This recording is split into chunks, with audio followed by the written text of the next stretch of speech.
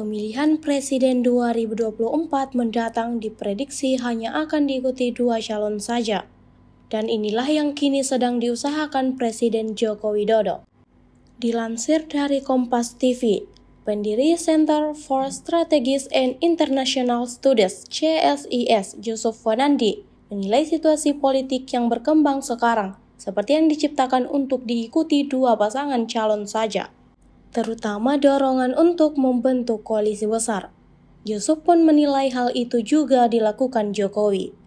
Sebab menurut Yusuf, sangat sulit untuk memperkirakan kemenangan jika ada 3 pasangan calon yang bertarung di Pilpres 2024.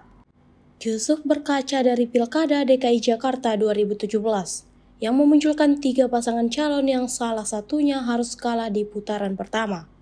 Padahal saat itu, banyak yang memperkirakan pasangan Basuki Cahayapurnama dan Jarod Saiful Hidayat sebagai pertahanan bisa memenangkan Pilkada DKI. Karena ada 3 pasang calon gubernur dan wakil, maka kemenangan Basuki dan Jarod harus diuji kembali di putaran kedua dan berujung kekalahan. Olehnya, ia menilai koalisi pendukung keberlanjutan pemerintah Jokowi ini tidak akan membiarkan lebih dari 2 pasangan capres dan wacapres. Yusuf menilai, partai pendukung pemerintah di luar Partai Nasdem akan tetap bersama untuk melanjutkan pemerintahan.